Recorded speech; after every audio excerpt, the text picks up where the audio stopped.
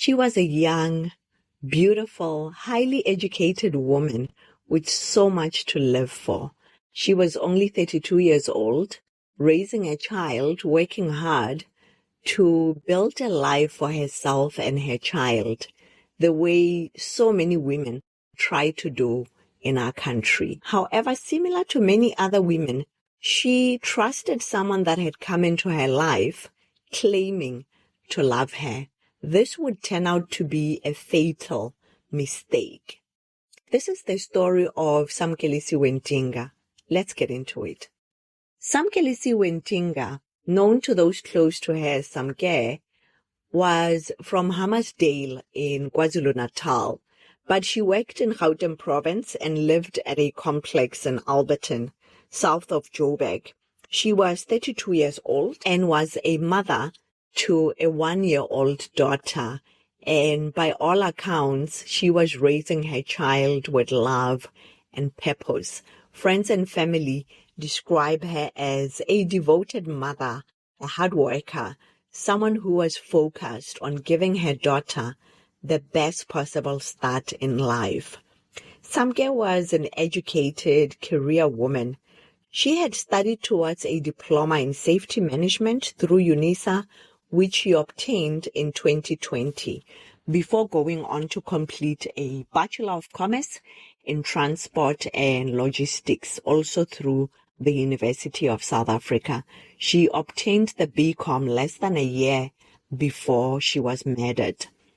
She also held several certificates from the South African Institute of Occupational Safety and Health as well.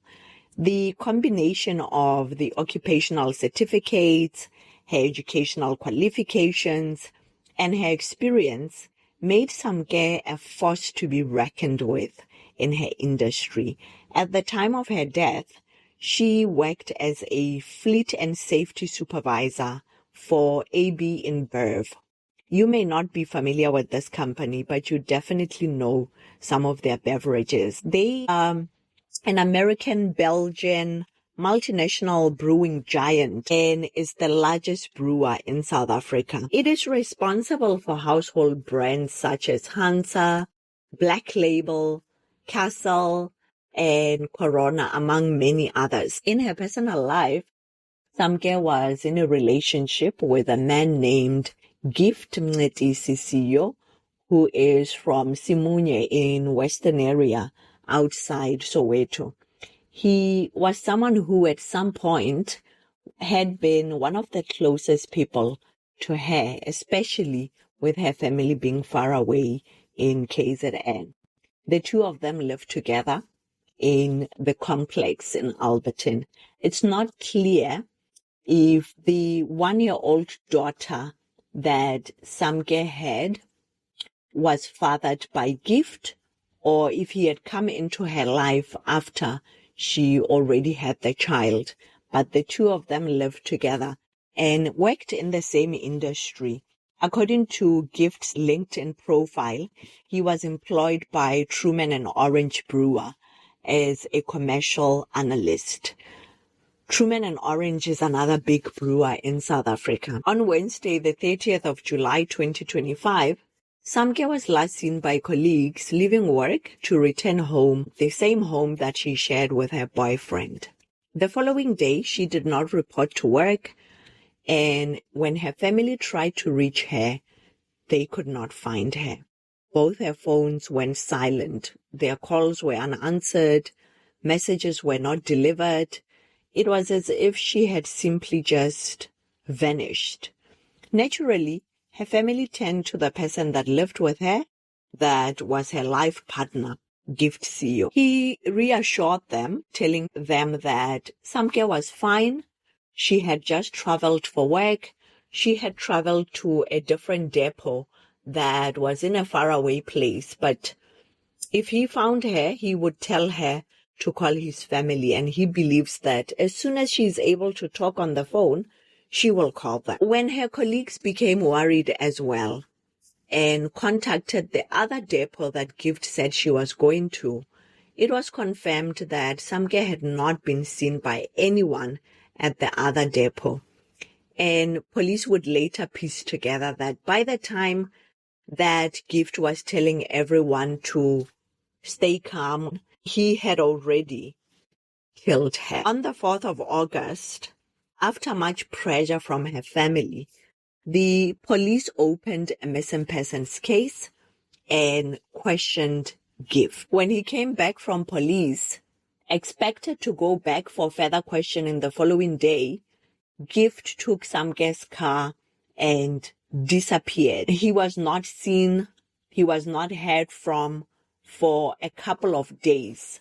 The only visible sign of him was through CCTV cameras in which he was seen driving her car in a few locations around Joburg. But that was it. On the 7th of August, now this is 7 days after Samke had last been seen, her car was found abandoned in Krugersdorp, and not too far away from where her car was found, authorities also unfortunately found Samke's body. Her body was discovered in an open field near the CBD in Krugersdorp. Forensic investigators arrived and immediately faced a painful reality. The condition of her remains made it near impossible to confirm the victim's identity right away. It had been burned beyond recognition.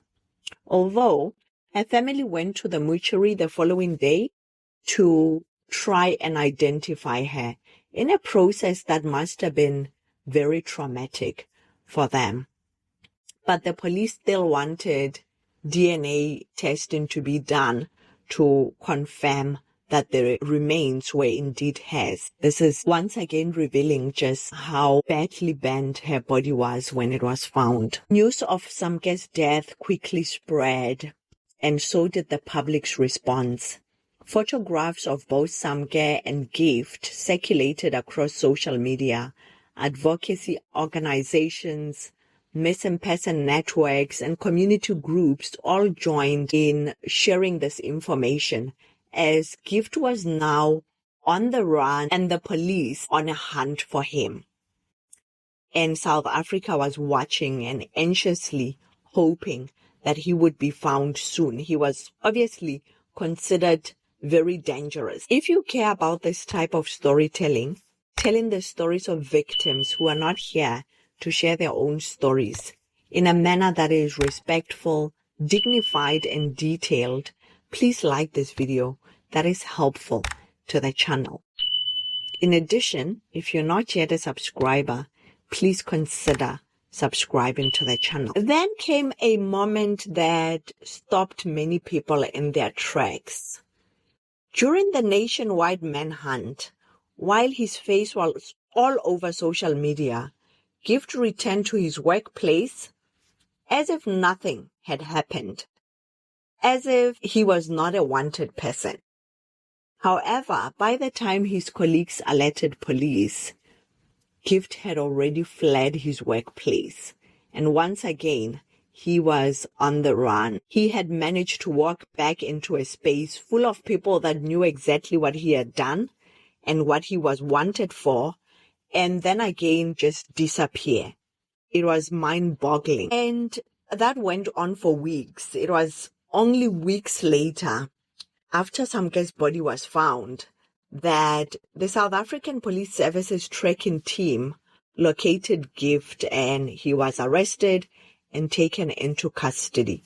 Following his arrest, reports have indicated that Gift has confirmed to the murder of his girlfriend, Samkelisiwe Ntinga.